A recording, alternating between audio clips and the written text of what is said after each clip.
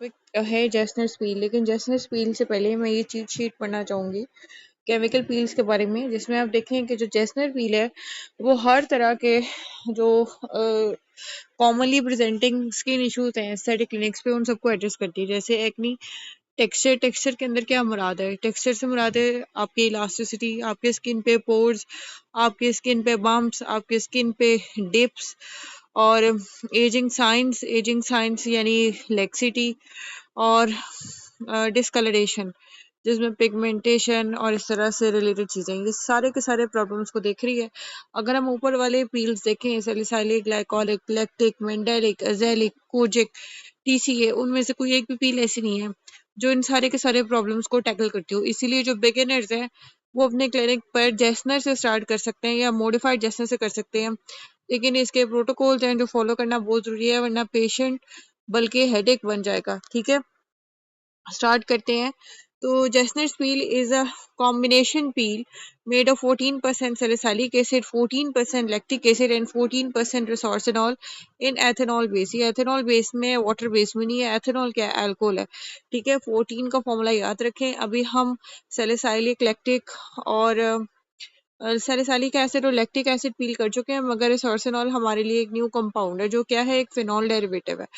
अच्छा, it is a medium depth peel that combines exfoliative and keratolytic properties of the ingredients and address multiple skin concerns.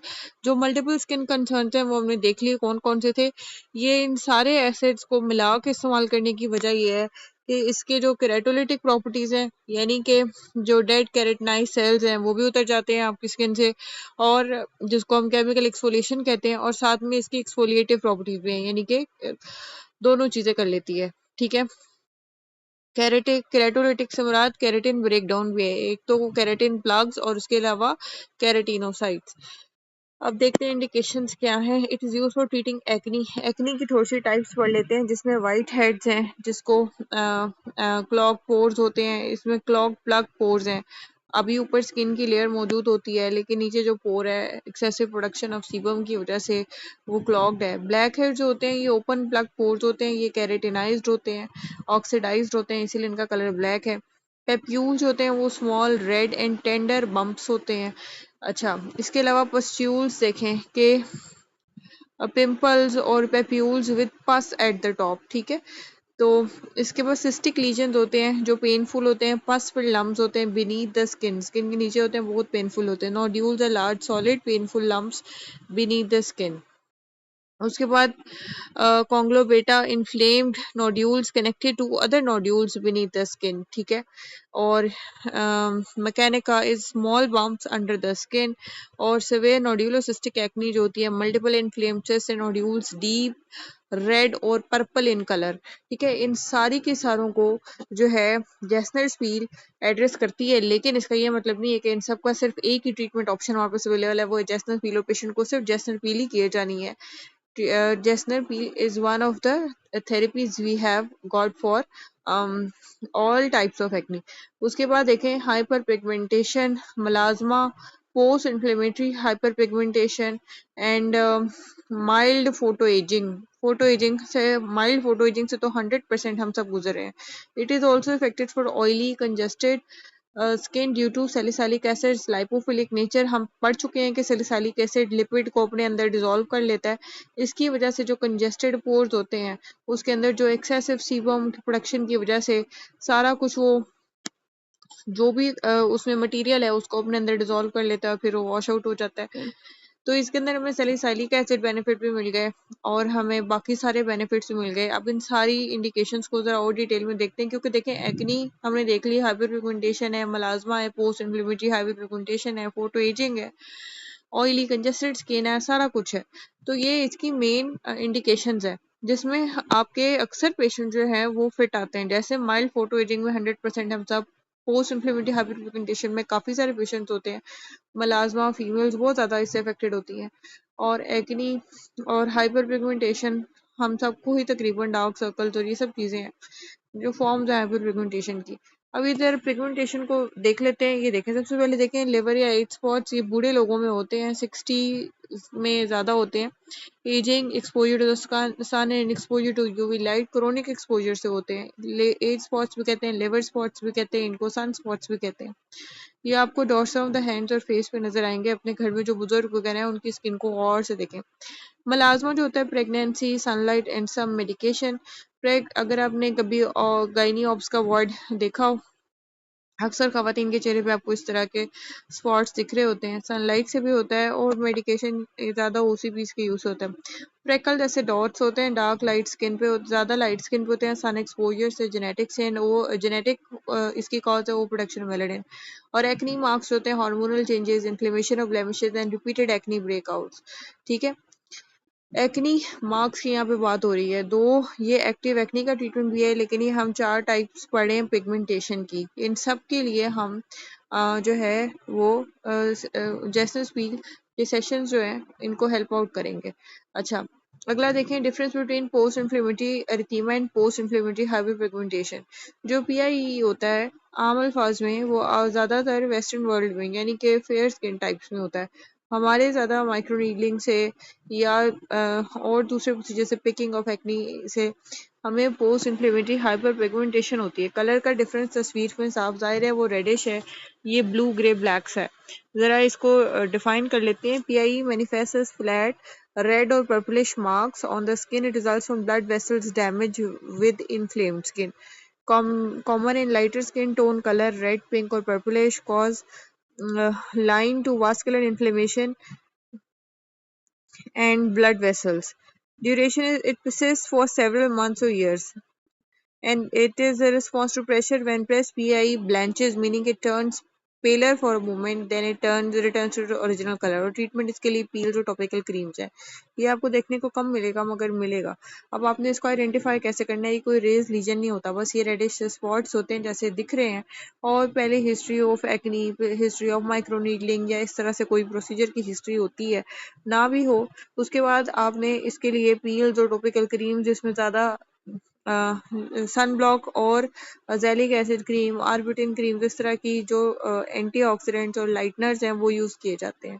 ठीक है, इसको check करने का test क्या है कि जब आप इस पर प्रेशर अप्लाई करते हैं तो एकदम से ये पेल हो जाता है, और फिर जब आप प्रेशर रिलीव करते हैं तो फिर ये अपने ओरिजिनल कलर पे वापस आ जाता है। जो पीआईएच है जो आपको नॉर्मल पाकिस्तानी पंजाब के लोगों की स्किन में दिखता है, ये डार्क पिगमेंटेड मार्क्स होते हैं that emerge due to over production of melanin in response to inflammation और इंजरी। जैसे अगर आपको कोई पिंपल है, आप उसको छेड़ते हो, उसके बाद आप देखते हो ऐसे ब्लैकिश ब्राउन सा स्पॉट पड़ गया है। ठीक है, क्योंकि जो इन्फ्लेमेशन वहां पे ट्रिगर हुई है, जो इंजरी आपने कॉज की है, उसके रिस्पॉन्स में मेलेनिन ओवर प्रोडक्शन हो गई है। It is common in dark skin tone, colour is brown, tan और black, and result causes the result of increased melanin production. Duration, it lingers for more extended period. ये बहुत लंबा अरसा लेता है, 3 से 6 महीने लेता है। रिस्पॉन्स टू प्रेशर, इसमें कोई ब्लेंचिंग इफेक्ट नहीं आता। ठीक है, पील्स और टॉपिकल क्रीम्स, यही हम एंटीऑक्सीडेंट्स यूज़ करते हैं, सन ब्लॉक्स यूज़ करते हैं, पील्स यूज़ करते हैं session after session. It will take minimum 3 to 6 months to resolve. अच्छा, एक और हमने इंडिकेशन पढ़ी थी फोटो एजिंग। ये एक ही ऐसी खातून है, इसका ये बिफोर एंड आफ्टर कह लें, या आप कह लें कि एक तरफ इसमें जो कोई आइडेंटिकल ट्विंस हो और एक तरफ कोई सन ब्लॉक नहीं लगी और दूसरी तरफ वो सन ब्लॉक लगाती रही है और ट्रीटमेंट्स लेती रही है। तो उसमें आप देखें, photo ageing happens when the skin begins to show early signs of ageing due to UV exposure. UV exposure से आपकी प्रीमेच्योर एजिंग, जैसे जो लोगों का सन एक्सपोजर ज्यादा है, जो लेबरर्स वगैरह हैं, आप उनको देखते होंगे कि उनके 20s में वो उनके फेस पे कोर्स रिंकल्स तक आए होते हैं, जो नॉर्मल इंसान के 60-70s में आते हैं। Photo aging signs include wrinkles, frown lines, spider veins, freckles, age spots, uneven skin color, stretched lips, and skin that looks like leathery hard हुई होती है, skin that sags और sagging भी हुई होती है। ये सारे जो आपने 6-7 पॉइंट्स पढ़े हैं, ये आपको इस खातून की चेहरे पे कोरिलेट करने में बिल्कुल आसानी से दिख रहे हैं। ठीक है, तो ये फोटो एजिंग है जिससे हम सब गुजरे। हम सब यूवी एक्सपोजर हम सबको ही है, खास तौर से यूवी बी, और जो एजिंग के साइंस होते हैं वो यूवी ए से होते हैं, बी से सारे पिगमेंटरी चेंजेस होती हैं। और लेकिन क्योंकि रिजुविनेशन और एंटी एजिंग ट्रीटमेंट्स लोग अंडरगो करते रहते हैं, इसलिए इतना प्रोमिनेंट नहीं होता, लेकिन जो लोग बिल्कुल नहीं करते उनमें ये सब दिख रहा होता है। अच्छा, उसके बाद देखें कि photo ageing factors and its effects on the skin. Cause देखें UV rays from the sun cause sun burns, wrinkles, discoloration and cancer. ठीक है, अगला देखें कि nano particles created from combustion destroy collagen and reduce firmness. जो लोग cooking में आप देखते होंगे ज़्यादा काम कर रहे होते हैं तंदूर पे, उसका आप चेहरा देखें, बिल्कुल उसका कोलेजन ब्रेक हुआ होता है और फर्मनेस ख़त्म होती है, स्किन सैग हुई होती है, चेहरा उसका नॉर्मल से बिल्कुल ही डिफरेंट होता है। Smoking releases carbon monoxide and reduces blood flow, leaving skin dry and dehydrated. आपको पता है कि जो कार्बन मोनोऑक्साइड के साथ हीमोग्लोबिन की एफिनिटी ज़्यादा है, ठीक है, ऑक्सीजन के निस्बत। यानी अगर हवा में कार्बन मोनोऑक्साइड मौजूद है तो हीमोग्लोबिन ऑक्सीजन को बाइंड करने के बजाय कार्बन मोनोऑक्साइड को कर लेगा और क्या बनाए, कार्बोक्सी हीमोग्लोबिन।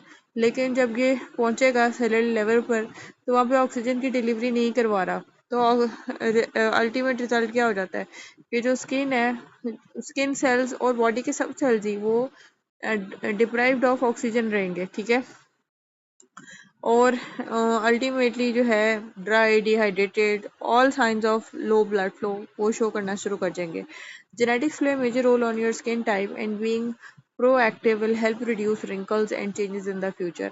प्रोएक्टिव से मुराद ये है कि अगर आप एक्सरसाइज के ऊपर ज़्यादा फोकस करें तो आपके रिंकल फोट इतने जल्दी नहीं होती। जैसे आप सेलिब्रिटीज़ को देखते हैं जो रेगुलर जिम जाते हैं, उनको इतनी फोटो एजिंग वगैरह के साइंस वो अपनी एज से कम दिखते हैं, ठीक है। और जेनेटिक्स, अगर आप सारे रिसेसिव जीन जो होते हैं एक्यूमुलेट करते चले जाएं तो आप देखते हैं कजन मैरिजेस में जो बच्चे हैं उनकी स्किन का टेक्सचर आपको अजीब सा दिख रहा होता है।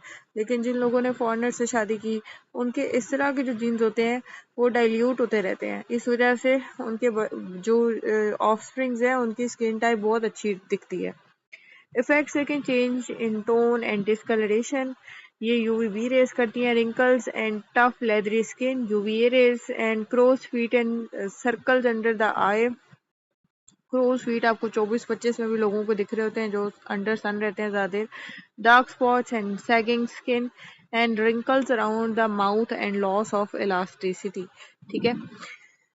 अच्छा जी, उसके बाद देखें कि उसने कंजेस्टेड स्किन के लिए भी इंडिकेटेड थी जेसनेस व्हील। अब हम देखते हैं कंजेस्टेड स्किन क्या है। सबसे पहले आप ये देखें कि जहाँ पे ये जो ऑयली स्किन और ड्राई स्किन लिखा हुआ है, जहाँ पर ये लिखा हुआ है ऑयली स्किन, उसके नीचे आप ऊपर आप पिक्चर देखें तो उसमें लार्ज पोर्स हैं, ब्लेमिशेस और पिंपल्स हैं, शाइनीनेस है और ओवर एक्टिव सेबेशियस ग्लैंड है। यानी जहाँ भी हेयर फॉलिकल होता है वहाँ सेबेशियस ग्लैंड भी होता है। तो इसीलिए ऑयली स्किन का एक ट्रीटमेंट ये भी है कि चेहरे से बालों की ग्रोथ को ख़त्म कर दिया जाए।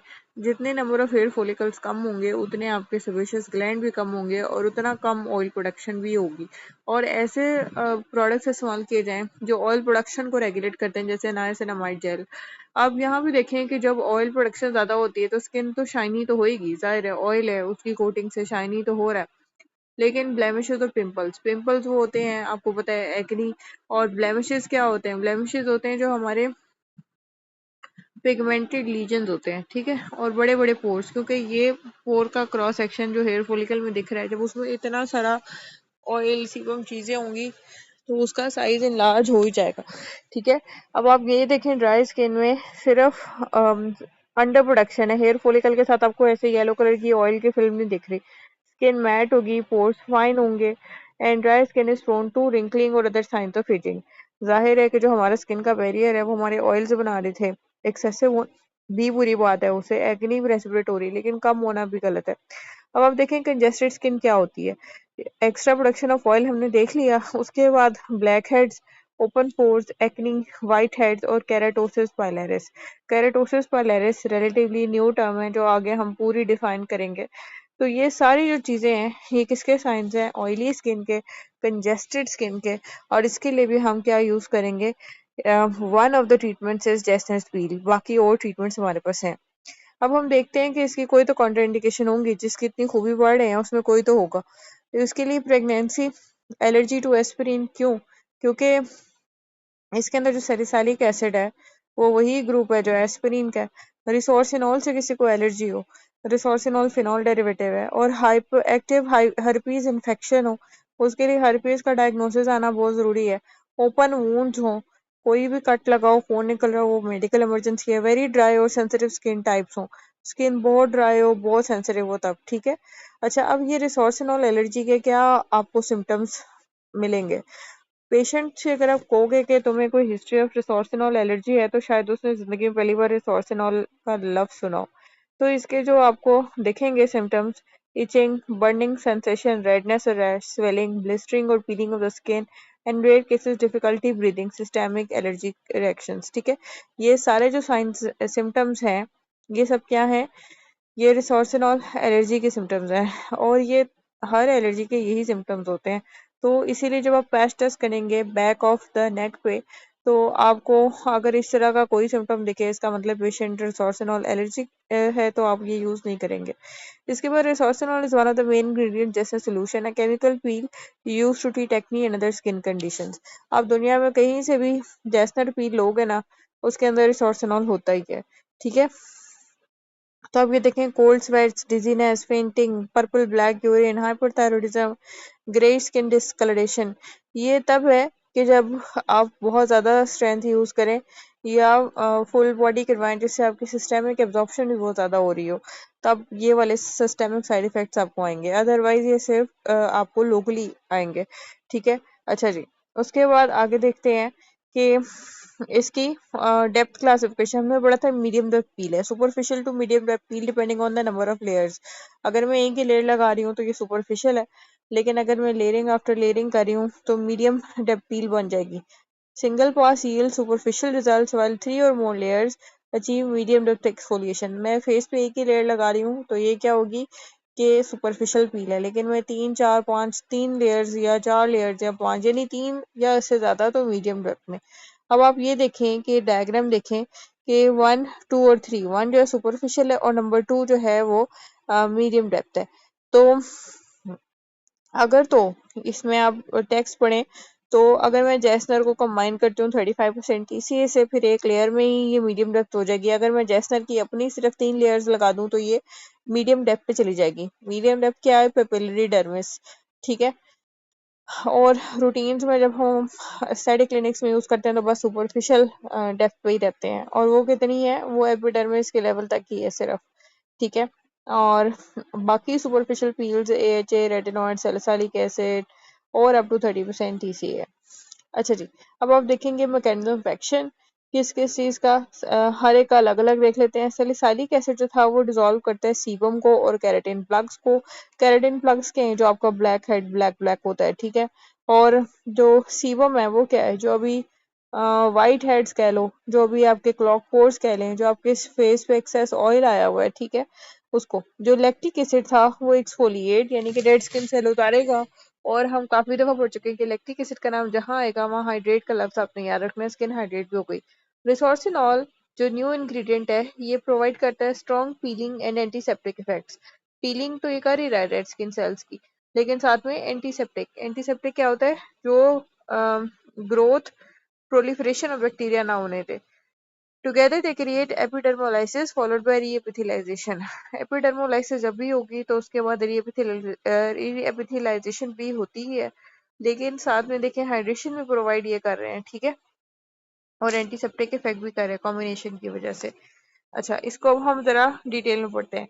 केराटिनोलाइटिक इफेक्ट्स को salicylic acid, lactic acid break down intercellular bond between the keratinocytes in the stratum corneum. ये कौन से बॉन्ड से, डेस्मोसोम्स से। This leads to exfoliation of dead skin cells and loosening of the outer epidermal layer. इन cells को आपस में जोड़ा हुआ और निचली वाली लेयर्स के साथ जोड़ा हुआ था किसने, डेस्मोसोम्स ने। जब वो ब्रेक हो गए तो सेल्स जो थे वो खुद ब खुद उतरना शुरू हो गए। इसको हम क्या कहते हैं, इसको हम कहते हैं केमिकल एक्सफोलिएशन। फिर प्रोटीन कोagulation सेलुलर टर्नओवर कैसे, resorcinol denatures the protein and induces mild skin irritation. जब भी प्रोटीन डीनेचर होगी या स्किन इरिटेशन होगी, और यहाँ पे दोनों हो रही हैं, तो स्किन रीजनरेशन जो होती है वो ट्रिगर हो जाती है via inflammation. The peel causes control damage to the epidermis and upper dermis, promoting new healthier skin to replace the damage layers. इस पील ने क्या किया, एपिडर्मिस को कंट्रोल डैमेज, यानी कि हमने ज्यादा जो टारगेट किया वो इसमें डेड स्किन सेल्स से। अपर डर्मिस जब हम मीडियम डेप्थ पे गए तो फिर वो रिप्लेस हो जाती हैं by healthy new skin cells. Sebum control anti inflammatory action आप काफी दफा पढ़ चुके हैं। Salicylic acid is lipophilic, so it penetrates sebaceous gland reducing oil and clearing acne lesions. It also has anti-inflammatory properties making it ideal for acne prone skin. फिर आ गया pigment dispersion. तो इसीलिए देखो इसने कहा कि जैसे वो एंटी इन्फ्लेमेटरी प्रॉपर्टीज भी हैं, सैलिसिलिक एसिड और वाइड एसिड है जो एंटी इन्फ्लेमेटरी भी है, तो इन्फ्लेमेटरी एक्नी को भी ये कंट्रोल करता है। और नॉर्मल एक्नी जो ओवर प्रोडक्शन ऑफ ऑयल के ऊपर जो थी, sebaceous gland over production of oil कर रहे थे, उसके ऊपर सेकेंडरी बैक्टीरियल इन्फेक्शन और थी। जब ऑयल ही नहीं होगा तो कैसे होगा, ठीक है। आगे फर्दर कैसे चलेगा, तो दोनों चीजों को इसने कंट्रोल कर लिया। Pigmented dispersion, pigment dispersion, lactic acid helps in melanin dispersion, improving skin tone and reducing pigmentation. अच्छा, मेलानिन जब डिस्पर्स हो गया तो फिर जाहिर सी बात है कि फिर वो शेड अवे भी हो जाता है, और उससे आपकी स्किन टोन बड़ी फेयर दिखती है और पिगमेंटेशन जरा कम हो जाती है। कोलेजन स्टिमुलेशन हम पढ़ चुके हैं कि इन्फ्लेमेटरी हीलिंग प्रोसेस है दैट फॉलोज द पील। जब हमने डैमेज किए बॉन्ड्स, जब हमने डैमेज किए सेल्स, तो सेकेंडरी जो थी इन्फ्लेमेशन ट्रिगर हो गई खुद ब खुद। और उसके बाद क्या हुआ कि उसमें आपको पता है कि फाइब्रोब्लास्ट होते हैं, 3 वीक्स के बाद कोलेजन जो होता है उसको रिलीज करते हैं, improving skin texture and fine lines over time. Skin का टेक्सचर इंप्रूव हुआ और फाइन लाइंस जो थी वो बेहतर से बेहतर होना शुरू की। टेक्सचर का मीनिंग मैंने आपको बता दिया है क्या होता है, जिसके अंदर सारा कुछ कवर होता है, सारी डिप्स, सारे बम्प्स, पोर्स, इलास्टिसिटी, हाइड्रेशन, सब चीजें, ठीक है। अच्छा, रिसोर्सिनॉल क्योंकि न्यू केमिकल है जो हम पढ़े हैं, तो जरा सा इसको डीपली पढ़ते हैं। रिसोर्सिनॉल है क्या? Resorcinol does not occur naturally, but it is an organic compound that is produced through several step process originating from the chemical compound benzene. Because of its lengthy process, the production of resorcinol is often very expensive, but phenolic resin producers have found additional production routes to create a supply of resorcinol. ये synthetically manufacture किया जाता है, ये naturally occurring compound नहीं है, ठीक है। So what can resorcinol do for your skin? Resorcinol topicals treat skin conditions like acne, seborrheic dermatitis, eczema, psoriasis, and more by working to remove rough, scaly and hardened skin. ठीक है, इन्होंने जो आपकी skin के ऊपर dead skin sales होते हैं ना, वो हार्ड होते हैं, वो स्केल्स बनाए होते हैं और वो आपकी स्किन को रफ टेक्सचर दे रहे होते हैं, ये उसको रिमूव कर देता है। As a result, resorcinol topicals are also effective when dealing with issues like calluses, corns, and warts by breaking up and healing the buildup of hardened dead skin cells. अब क्या हुआ कि जो अगर हम इसको हाई इंटेंसिटी पे use करें, हाई कॉन्सेंट्रेशन पर यूज करें, तो ये जो बिल्डअप होता है ना सेल्स का, जो कि कॉर्न्स की फॉर्म में, कैलिसेस की फॉर्म में, वॉट्स की फॉर्म में, डेड स्किन सेल्स का बिल्डअप, उसको भी क्लियर कर सकते हैं, ठीक है। अच्छा, before you use resorcinol products for your skin, there are a few considerations you should make to ensure the topicals will be effective for you.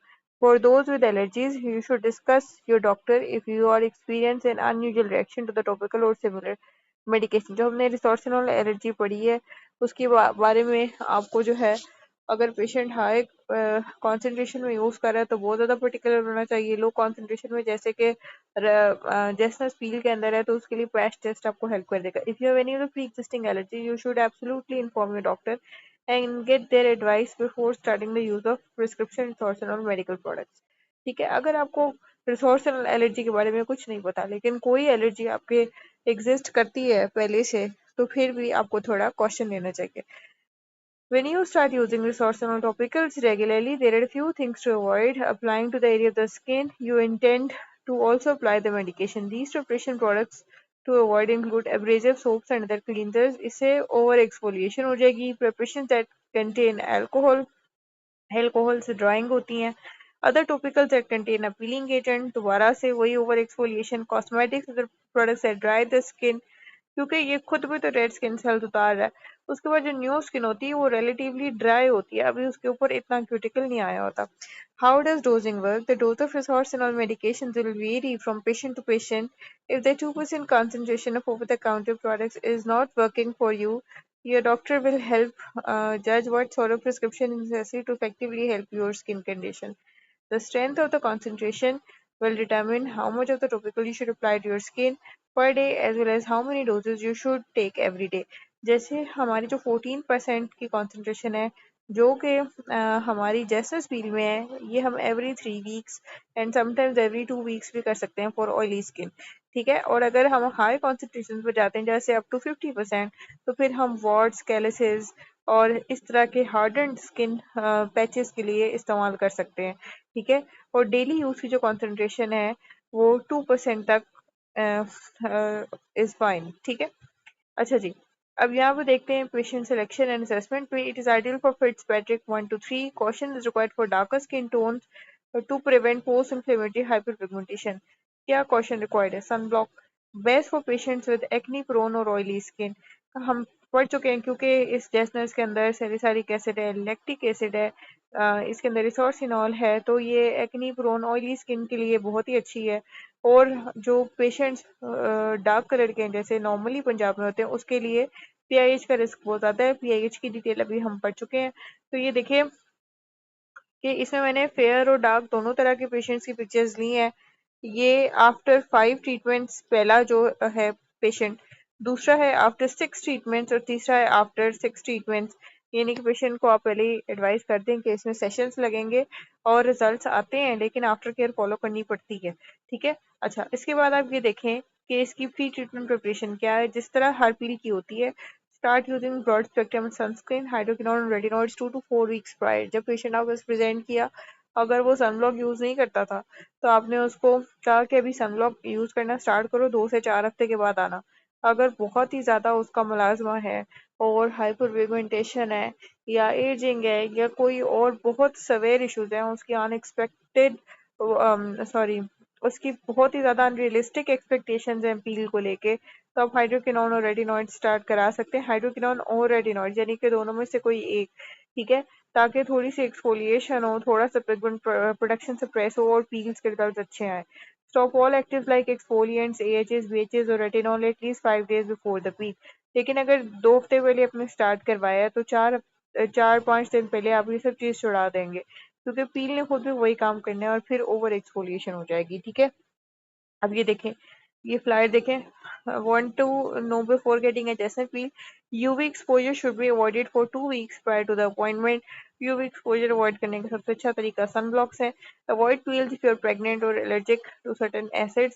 Pregnancy के अंदर सिर्फ कुछ ही पील्स हैं जो अलाउड हैं। Stay away from actives like retinol and AHA for a week after the treatment.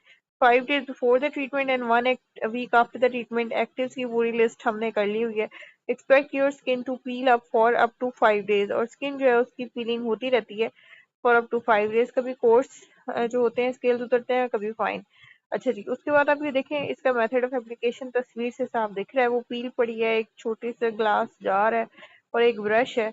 और इसके अलावा एक नीचे तस्वीर है जिसमें फ्रॉदिंग इफेक्ट लिखा हुआ है, फ्रॉस्टिंग इफेक्ट, और सफेद सफेद से आपको रेड स्किन के ऊपर सफेद सफेद से कुछ दिख रहा है, ठीक है। ये क्या है? अप्लाइंग यूजिंग गॉज और ब्रश 1 to 4 लेयर्स। 3 लेयर्स तक 2 लेयर्स तक सुपरफिशियल रहेगी, 3 पे मीडियम डेप्थ पे चली जाएगी। तो 3 और 4 लेयर्स पे मीडियम, इससे ज्यादा लेयर्स ना ही करें, depending on the skin type and Dzire depth. Normally hydrofacial से पहले हम एक लेयर कर लेते हैं। और पेशेंट जो है अगर वो हमें लग रहा है कि उसको पीआईएच का रिस्क है और पेशेंट जो है वो कंप्लाइंट नहीं है, सनब्लॉक नहीं लगाना चाहता, तो फिर हम 1 से 2 लेयर पे ही रहते हैं। और समटाइम्स हम जो 1 लेयर भी करते हैं वो भी डाइल्यूटेड, यानी पील के अंदर 50% वाटर ऐड करके। Skin type and desire, observe frosting, no neutraliser is needed, use cool compress after peel. Frosting होगी पेशेंट को, लेकिन जो न्यूट्रलाइजर है वो आप जरूर यूज करें अपने बिगिनर लेवल पे। जब आप बहुत ज्यादा एक्सपर्टीज अचीव कर लें फिर आप ना करें, ठीक है।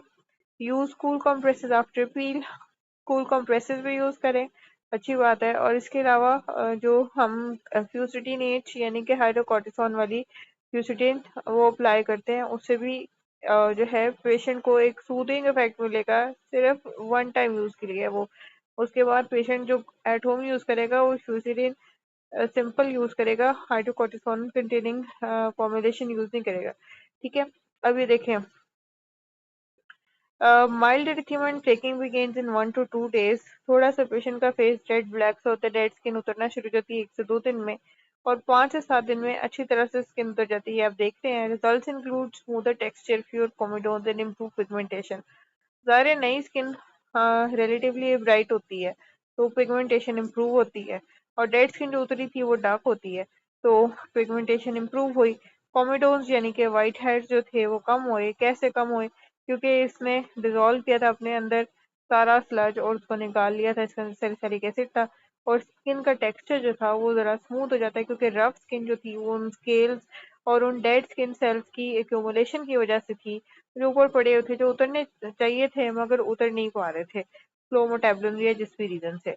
इसके साइड इफेक्ट्स हमने शुरू से ही पढ़ लिए हैं कि पीआईएच होता है, इसमें burning, redness, flaking and dryness और कॉमन।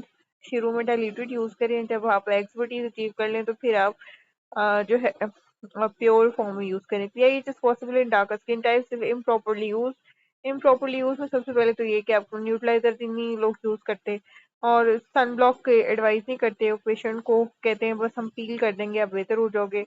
वो पील के बाद जो है वो अपने तरीके की करता है, और फिर वो नहीं आफ्टर केयर करता, तो वो न्यू स्किन बल्कि ज्यादा सेंसिटिव होती है, फिर पीआईएच लेके आ जाता है। बेनिफिट्स में सबसे पहले आप ये तस्वीर के ऊपर की हेडिंग पढ़ें कि स्किन क्वालिटी इंप्रूव जो हुई है, ये आप बिफोर एंड आफ्टर पिक्चर देख रहे हैं। जैसे peel prescription skin care at home and bio revitalization in clinic, यानी उसने पील भी की है, बायो रिवाइटलाइजेशन का प्रोसीजर भी किया, और प्रिस्क्रिप्शन स्किन केयर जो एडवाइस की गई थी वो भी फॉलो किया। It targets multiple skin issues in one session. जितने स्किन इश्यूज ये देख रही थी हमने वो शुरू में ही डिस्कस कर लिए। एक्नी थी, पिगमेंटेशन थी, इसके अलावा टेक्सचर था, ठीक है, काफी कुछ था। It provides excellent exfoliation, improves acne, promotes even skin tone, ठीक है, इतने सारे बेनिफिट्स हैं। लेकिन prescription skin care at home और बाकी प्रोसीजर्स भी साथ करना जरूरी है।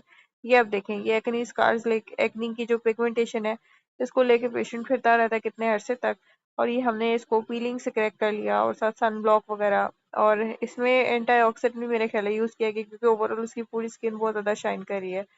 उसके बाद आप ये देखेंगे पोस्ट ट्रीटमेंट केयर। ये देखें, इस खातून ने पील कराई, जैसे अभी हमने उसका साइकिल टाइमलाइन देखी थी, तो ये डेड स्किन सेल्स उतरते हैं जो डार्क हो जाते हैं पहले, फिर स्केल्स उतरना शुरू होते हैं, न्यू स्किन आती है। अब ये देखो, इस मेकअप के अंदर कोई भी इस फोटो में कोई मेकअप नहीं है, कोई टचअप्स, कोई फिल्टर नहीं है, ठीक है। Avoid sun, heat and scrubbing. Scrubbing से ओवर एक्सफोलिएशन होगी, हीट से एक तो आपकी स्किन का बैरियर भी खराब होता है, और मेलानोसाइट्स होते हैं वो और ज्यादा ट्रिगर होते हैं, और ज्यादा वो प्रोड्यूस करते हैं मेलानिन। और सन में UVA B radiation. Makeup for 3 to 5 days, अगर एसेंशियल हो करना तो फ्यूसिडिन लगा के उसके ऊपर करें। Use emollient treat moisturiser. Emollient की पूरी डेफिनेशन थ्योरी हम पढ़ चुके हैं। ऐसा मॉइस्चराइजर जो इनर्ट हो। इसमें आसान तरीका पेशेंट को समझाने का ये है कि जो मॉइस्चराइजर उनको सूट करता है वो वही यूज करें। आप एजे बेस्ड मॉइस्चराइजर एडवाइस कर देंगे, हाइलुरोनिक एसिड उनको एच भी कॉज कर सकता है। ब्रॉड स्पेक्ट्रम एसपीएफ डिलीजेंटली बार बार यूज करें, ज्यादा ज्यादा यूज करें, और ये इस प्रोसीजर का हिस्सा है, ठीक है। अब ये देखिए complication management. PIH is managed with lightning agents. Lightning agents में 4-5 चीजें ही हमारे पास होती हैं। ग्लूटाथायोन है, विटामिन सी है, अल्फा आर्बुटिन है, कोजिक एसिड है, इस तरह से 3-4 चीजें हैं टोटल, ठीक है। और इन्फेक्शन विद एंटीबायोटिक्स, खुदा ना खास्ता अगर हो जाए तो फिर, और excessive erythema with mild corticosteroids. Clinic पे आप आफ्टर द ट्रीटमेंट फ्यूसिडिन एज जरूर लगाएं, थोड़ी सी अमाउंट में, लेकिन पेशेंट को टेक होम के लिए ना दें।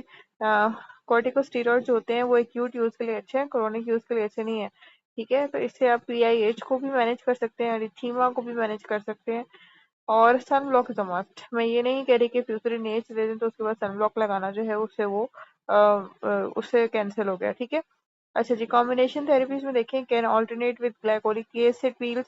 ग्लाइकोलिक पील्स हम उसके लिए करेंगे साथ साथ जिसको बहुत ही ज्यादा एक्नी हो, प्रोडक्शन ऑफ ऑयल का इशू है। Combine with LED light therapy. हर अच्छे क्लिनिक में पीलिंग के बाद शीट मास्क लगा के एलईडी लाइट थेरेपी दी जाती है। और एक्सट्रैक्शन फॉर एक्नी मैनेजमेंट, जो ब्लैक हेड रिमूवल होता है, ये जो पिन के साथ सलोन्स में होता है, इसको एक्सट्रैक्शन बोलते हैं। अब ये देखें कि पाकिस्तान में हीलर्स और फजलदीन और ग्रीन से मिल जाता है, बाकी दूसरी ब्रांड्स इंपोर्टेड मैंने लिखती है। दुनिया में कहीं से भी खरीद लिए, अंदर प्रोडक्ट फॉर्मुलेशन क्वालिटी सेम ही है, इसलिए पैसे वेस्ट करने की कोई जरूरत नहीं है। आपका अपना जो खर्चा है वो 100 to 300 रुपीज पर सेशन होगा। 3 to 6 session are recommended. Patient कहते हैं कितने session? 3 to 6 session, 3 to 4 weeks apart. यानी 21 दिन। आपको पता है इन्फ्लेमेटरी, जिस चीज में इन्फ्लेमेटरी साइकिल इन्वॉल्व है, 3 हफ्ते के बाद ही फाइब्रोब्लास्ट कोलेजन सिक्रीट करते हैं ना, तो उसे कह के 3 से 4 हफ्ते के दरमियान आपने आना है। अक्सर लोग जैसे यकम होती है 1 महीने की, तो अगले महीने की भी यकम कोई आ जाते हैं। लेकिन अगर आप 6 हफ्ते से भी ज्यादा का गैप देना शुरू कर दोगे तो इतना फायदा नहीं होगा। बेनिफिट्स इसके बहुत ज्यादा हैं इसकी कॉस्ट की निस्बत, ठीक है। अच्छा, ये हमारा कंपैरिजन वाला टेबल था जो हमने शुरू में ही कर लिया था। More comprehensive than single acid peels like glycolic और सैलिसाइलिक अलोन, यानी कि इसके अपने जो कंपोनेंट्स थे उसमें था लैक्टिक था और सैलिसाइलेट था और रिसोर्सिनॉल था। लेकिन आप देखें salicylic alone ageing solution discolouration का बेनिफिट नहीं दे रहा था। लैक्टिक अलोन जो था वो एक्नी और टेक्सचर का बेनिफिट नहीं दे रहा था। ठीक है, इसी तरह रिसोर्सिनॉल जो था वो सारे बेनिफिट्स नहीं दे रहा था, मिला के इन सब के बेनिफिट्स हमें मिल गए। ठीक है, और less invasive than laser treatment with faster recovery. अच्छा, अब जो हमारा होता है केराटिन ब्रेकडाउन के लिए, जो पिगमेंट होता है उसके ब्रेकडाउन के लिए हम यूज करते हैं लेजर्स, और उससे ये लेस इन्वेजिव है, सिर्फ ब्रश से अप्लाई करना है और रिकवरी इसमें फास्ट है एज कम्पेयर टू ओब्लेटिव लेजर्स। अच्छा, उसके बाद आप ये देखिए कि इसका कंक्लूजन क्या है। पहले ये डायग्राम देख लेते हैं। ये बाहर के मुल्क की तस्वीर है जैस्मिन पील की, पूरी दुनिया में सेम ही होता है। Jasmine peel is used to reduce dark patches and age spots, even out the skin tone, smooth fine lines and wrinkles, reduce the appearance of scars, and treat melasma, hyperpigmentation, and acne scars. The solution triggers an inflammatory response from the skin layers below the topmost layer. इसीलिए हम इसको 3 weeks का gap देते हैं।